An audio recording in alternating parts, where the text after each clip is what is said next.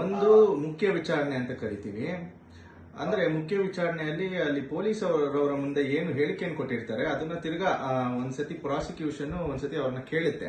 ಅದನ್ನ ಮುಖ್ಯ ವಿಚಾರಣೆ ಅಂತ ಕರಿತೀವಿ. ಅದನ್ನ ಕಾನೂನಿನ ಭಾಷೆಯಲ್ಲಿ ಎಕ್ಸಾಮಿನೇಷನ್ ಇನ್ ದ ಚೀಫ್ ಅಂತ ಕರಿತೀವಿ. ಅದಾದ ನಂತರ ಡಿಫೆನ್ಸ್ ಸೈಡ್ ಅವರು ಅದನ್ನ ಪಾರ್ಟಿ ಸವಾಲನ್ನು ಮಾಡ್ತಾರೆ. ಅದನ್ನ ಕ್ರಾಸ್ ಎಕ್ಸಾಮಿನೇಷನ್ ಅಂತ ಕರಿತೀವಿ. ಆ ಕ್ರಾಸ್ ಎಕ್ಸಾಮಿನೇಷನ್ ಆದ ನಂತರ ತಿರ್ಗಾ ಪ್ರಾಸಿಕ್ಯೂಷನ್ ಕಡೆಯವರು ಅದನ್ನ ರೀ ಎಕ್ಸಾಮಿನೇಷನ್ ಕೂಡ ಮಾಡುವಂತಹ ಸಾಧ್ಯತೆಗಳು ಇರ್ತದೆ. ಕೆಲವೊಂದ್ಸತಿ ಮಾಡ್ತಾರೆ, ಕೆಲವೊಂದ್ಸತಿ ಮಾಡಲ್ಲ. ಸೊ ಈಗ ನೀವು ಏನ್ ಹೇಳ್ತಾ ಇದ್ದೀರಾ, ನಾನು ನೋಡಿ ನಿಮ್ಗೆ ಡೇ 1 ನಿಂದ ನಾನು ದರ್ಶನ್ ಕೇಸ್ನಲ್ಲಿ ನಾನು ಯಾವ್ಯಾವ ರೀತಿ ಅಪ್ಡೇಟ್ಗಳನ್ನ ಕೊಟ್ಟಿದ್ದೆ ನಿಮಗೆ ಗೊತ್ತು. ಸೊ ಪೊಲೀಸ್ನವರು ಒಂದು ಪ್ರೈಮರಿ ಡಾಕ್ಯುಮೆಂಟ್ಸ್ ಅನ್ನ ಸಲ್ಲಿಸಿರ್ತಾರೆ. ಅದು FIR, ಕಂಪ್ಲೇಂಟ್, ರಿಮೈಂಡ್ ಅಪ್ಲಿಕೇಶನ್ ಆಗಲಿ, ಸ್ಪಾಟ್ ಮಜರ್ ಆಗಲಿ, ಸೀಸರ್ ಮಜರ್ ಆಗಲಿ, ಇದು ಪ್ರೈಮರಿ ಡಾಕ್ಯುಮೆಂಟ್ಸ್ ಸಲ್ಲಿಸಿರುವಂತದ್ದು.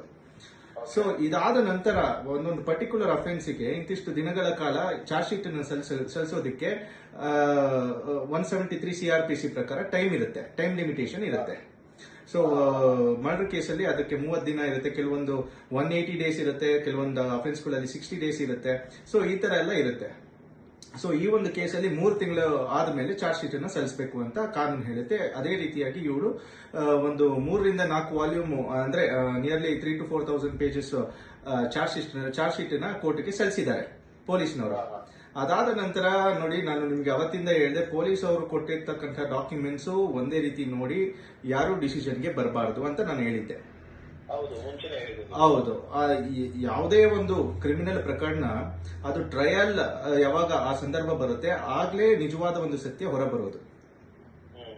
ಸೊ ಆದ್ರಿಂದ ನೋಡಿ, ಈಗ ಅವರ ಪ್ರತಿಕೂಲ ಸಾಕ್ಷಿಯಾಗಿ ನೀವು ಏನ್ ಹೇಳ್ತಾ ಇದ್ದೀರಲ್ಲ, ಈಗ ಪ್ರತಿಕೂಲ ಸಾಕ್ಷಿ ಅಂದ್ರೆ ಹಾಸ್ಟೈಲ್ ವಿಟ್ನೆಸ್ ಅಂತ ಕರಿತೀವಿ. ಸೊ ಇಲ್ಲಿ ಹಾಸ್ಟೈಲ್ ವಿಟ್ನೆಸ್ ಆಗಿಲ್ಲ.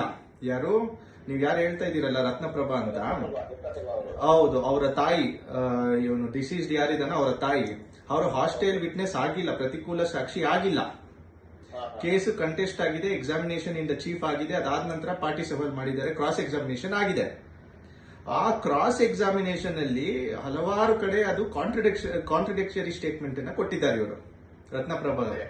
ಸೊ 164 ಸ್ಟೇಟ್ಮೆಂಟ್ ಅಲ್ಲಿ ಒಂಥರ ಕೊಟ್ಟಿದ್ದಾರೆ, 161 ಪೊಲೀಸ್ನವ್ರ ಮುಂದೆ ಹೇಳಿಕೆ ಕೊಡಬೇಕಾದ್ರೆ ಒಂಥರ ಕೊಟ್ಟಿದ್ದಾರೆ. ಸೊ ಇಲ್ಲಿ ಪಾರ್ಟಿ ಸವಾಲಲ್ಲಿ ಅದು ಕಾಂಟ್ರಡಿಕ್ಷನ್ ಬಂದಿದೆ.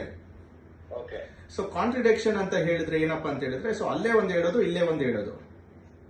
ಸೊ ಈ ತರ ಸಂದರ್ಭದಲ್ಲಿ ಏನಾಗುತ್ತೆ ಅಂತ ಹೇಳಿದ್ರೆ, ಪ್ರಾಸಿಕ್ಯೂಷನ್ ಕಡೆ ಅವ್ರಿಗೆ ಅವರ ಕೇಸ್ ಏಟ್ ಆಗ್ಬಾರ್ದು ಅಂತ ಹೇಳಿ, ಒಂದು ಹೊಡೆತ ಬೀಳ್ಬಾರ್ದು ಅಂತ ಹೇಳಿ ಅವ್ರ ಕೋರ್ಟ್ಗೆ ರಿಕ್ವೆಸ್ಟ್ ಮಾಡ್ಕೋಬಹುದು. ಏನಂತ, ಸ್ವಾಮಿ ಇವ್ರನ್ನ ಪ್ರತಿಕೂಲ ಸಾಕ್ಷಿಯಾಗಿ ಕನ್ಸಿಡರ್ ಮಾಡಿ ಅಂತ ಹೇಳ್ಬಿಟ್ಟು ಓರಲ್ ಸಬ್ಮಿಷನ್ ಅನ್ನ ಮಾಡಬಹುದು ಕೋರ್ಟ್ ಮುಂದೆ. ಅದು ಮಾಡಿದಾಗ ಏನಾಗುತ್ತೆ, ಕೋರ್ಟಿನ ಡಿಸ್ಕ್ರಿಯೇಷನರಿ ಪವರ್ ಅದನ್ನ ಕನ್ಸಿಡರ್ ಮಾಡೋದು ಅಥವಾ ಅದನ್ನ ಬಿಡೋದು. ಇದು ಒಂದು ಪಾಯಿಂಟ್. ಇವರು ಪ್ರತಿಕೂಲ ಸಾಕ್ಷಿಯನ್ನಾಗಿ ಮಾಡಿನೇ ಅದಾದ ನಂತರ ಇವರು ಕ್ರಾಸ್ ಎಕ್ಸಾಮಿನೇಷನ್ ಮಾಡಬೇಕಾಗಿರೋದು. ಯಾರು ಪ್ರಾಸಿಕ್ಯೂಷನ್ ಕಡೆಯವರು ಅವ್ರನ್ನ ಕ್ರಾಸ್ ಎಕ್ಸಾಮಿನೇಷನ್ ಮಾಡಬಹುದು. ಹೌದೌದು, ಪ್ರತಿಕೂಲ ಸಾಕ್ಷಿಯಾಗಿ ಕನ್ಸಿಡರ್ ಮಾಡದೇನೆ ಡೈರೆಕ್ಟ್ ಆಗಿ ಕ್ರಾಸ್ ಎಕ್ಸಾಮಿನೇಷನ್ ಮಾಡಕ್ ಬರಲ್ಲ. ಫಸ್ಟ್ ಓರಲ್ ಸಬ್ಮಿಷನ್ ಮಾಡಬೇಕು ಕೋರ್ಟ್ ಮುಂದೆ, ಪ್ರತಿಕೂಲ ಸಾಕ್ಷಿಯಾಗಿ ಕನ್ಸಿಡರ್ ಮಾಡಿ ಅಂತ. ಅದು ಪ್ರತಿಕೂಲ ಸಾಕ್ಷಿಯಾಗಿ ಕನ್ಸಿಡರ್ ಮಾಡೋದು ಬಿಡೋದು ಕೋರ್ಟಿನ ವಿವೇಚನೆಗೆ ಬಿಟ್ಟಿದ್ದು, followed by section 154 evidence act.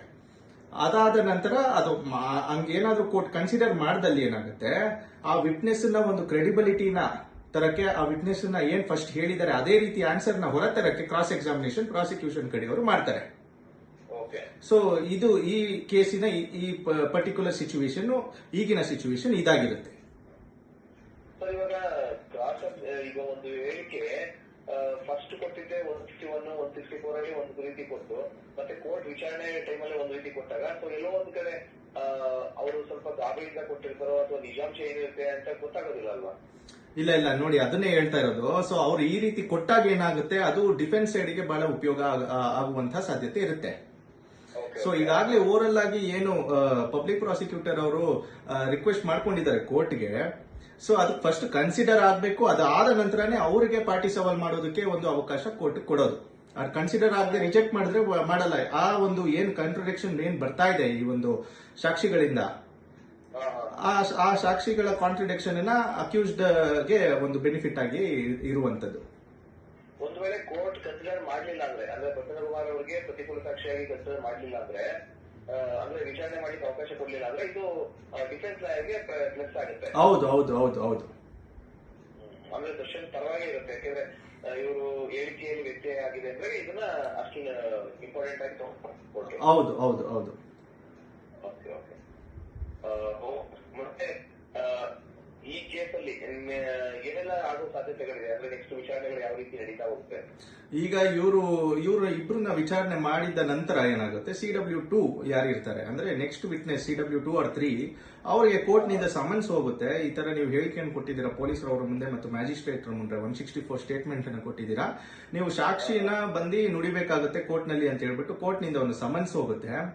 ಆ ಸಮನ್ಸ್ಗೆ ಆನ್ಸರ್ ಮಾಡಿ ಅವರು ಕೋರ್ಟಿಗೆ ಬರಬೇಕಾಗುತ್ತೆ. ನೆಕ್ಸ್ಟ್ ಡೇಟ್ ಯಾವ ಡೇಟ್ ಇದೆ, ಅದಾದ ನಂತರ ಅವ್ರನ್ನು ಇದೇ ರೀತಿ ಫಸ್ಟ್ ಎಕ್ಸಾಮಿನೇಷನ್ ಇನ್ ಚೀಫ್ ಆಗುತ್ತೆ. ಅದಾದ ನಂತರ ಪಾರ್ಟಿ ಸವಾಲ್ ಮಾಡ್ತಾರೆ ಆರೋಪಿ ಪರ ವಕೀಲರು. ಸೊ ಅದರಲ್ಲೂ ಸಹ ಕಾಂಟ್ರಡಿಕ್ಷನ್ ಬಂದಲ್ಲಿ ಏನಾಗುತ್ತೆ, ಈಗ ನೋಡಿ ಈ ಕಾಂಟ್ರಡಿಕ್ಷನ್ ಬರೋದೆಲ್ಲ ಇದು ನಮ್ಮ ಅಕ್ಯೂಸ್ಡ್ಗೆ ಅಥವಾ ಈಗ ಆರೋಪಿಗಳು ಯಾರು ಅಂತ ನಾವು ಹೇಳ್ತಾ ಇದೀವಿ ಅವ್ರಿಗೆ ಇದು ಉಪಯೋಗ ಆಗುವಂತ ಸಾಧ್ಯತೆ ಇರುತ್ತೆ ಜಾಸ್ತಿ. ಅದು ನೆಕ್ಸ್ಟ್ ಆರ್ಗ್ಯುಮೆಂಟ್ ಸಮಯದಲ್ಲಿ ನೆಕ್ಸ್ಟ್ ಇದೆಲ್ಲರೂ 237 ವಿಟ್ನೆಸಸ್ ಯಾರ್ಯಾರಿದ್ದಾರೆ ಅವರು ಎಲ್ಲರನ್ನು ಪಾರ್ಟಿ ಸವಾಲು ಮತ್ತೆ ಚೀಫ್ ಎಕ್ಸಾಮಿನೇಷನ್ ಪಾರ್ಟಿ ಸವಾಲ್ ಮಾಡಿದ ನಂತರ ಆರ್ಗ್ಯುಮೆಂಟ್ಸ್ ಇರುತ್ತೆ, ಅದನ್ನ 313 ಸ್ಟೇಟ್ಮೆಂಟ್ ಅಂತ ಕರಿತೀವಿ. ಆ ಒಂದು ಸಂದರ್ಭದಲ್ಲಿ ಇವೆಲ್ಲ ಕಾಂಟ್ರಡಿಕ್ಷನ್ ಅನ್ನು ಸೇರಿ ನಾವು ಆರ್ಗ್ಯುಮೆಂಟ್ ಮಾಡ್ಬೇಕಾಗಿ ಬರುತ್ತೆ. ಅವರು ಆ ಸಾಕ್ಷಿ ಹಿಂಗೆ ಹೇಳಿದ್ರು ಫಸ್ಟ್, ಈಗ ಹಿಂಗೆ ಹೇಳಿದ್ದಾರೆ, ಇಲ್ಲಿ ಕಾಂಟ್ರಡಿಕ್ಷನ್ ಬರ್ತಾ ಇದೆ, this witness is not reliable ಅಂತ ಹೇಳಿ ನಾವು ಕ್ಲೀನ್ ಆಗಿ ಒಂದು ಆರ್ಗ್ಯುಮೆಂಟ್ ಮಾಡಿದ ನಂತರ ಜಡ್ಜ್ಮೆಂಟ್ ಗೆ ಪೋಸ್ಟ್ ಆಗುವಂತದ್ದು. ಆ ಜಡ್ಜ್ಮೆಂಟ್ ಅಲ್ಲಿ ಅಕ್ವಿಟ್ ಆಗ್ತಾರೋ ಅಥವಾ ಕನ್ವಿಕ್ಷನ್ ಆಗುತ್ತೋ ಅಂತಕ್ಕಂಥದ್ದು ಮುಂದೆ ಗೊತ್ತಾಗುತ್ತೆ. ಓಕೆ ಸರ್, ಆಕ್ಚುಲಿ ನೀವು ಹೇಳಿದ್ರಿ ಮುಂಚೆನೆ, ಆಕ್ಚುಲಿ ಏನು ಚಾರ್ಜ್ ಶೀಟ್ ಇರುತ್ತೋ ಅದು ಒನ್ ಸೈಡ್ ಸ್ಟೋರಿ. ಅಂದ್ರೆ ಏನು ಐಒಗಳು ಇನ್ವೆಸ್ಟಿಗೇಷನ್ ಮಾಡಿ ಒಂದು ಚಾರ್ಜ್ ಶೀಟ್ ಸಬ್ಮಿಟ್ ಮಾಡಿದ್ರು, ಸೊ ಅದೇ ಸತ್ಯ ಅಲ್ಲ, ಅಂದ್ರೆ ಅದಾದ್ಮೇಲೆ ಕ್ರಾಸ್ ಎಕ್ಸಾಮಿನೇಷನ್ ಆದ್ಮೇಲೆ ನಿಜವಾದ ಸತ್ಯಗಳು ಹೊರಗಡೆ ಬರುತ್ತೆ ಅಂತ ಹೇಳಿದ್ರಿ. ಸೊ ಮುಂದಿನ ದಿನಗಳಲ್ಲಿ ಏನಾಗುತ್ತೆ ಅಂತ ಕಾದ್ ನೋಡೋಣ ಸರ್. ಹೌದು ನೋಡಿ, ಇದು ಈ ಕೇಸಲ್ಲಿ ನಾನು ಡೇ 1 ಇಂದ ಹೇಳ್ತಾ ಇದ್ದೀನಿ, ದರ್ಶನ್ ಇದರಲ್ಲಿ ಯಾವುದೇ ರೀತಿಯಾದ ಪಾತ್ರ ಇಲ್ಲ ದರ್ಶನ್ದು ಅಂತ. Okay okay.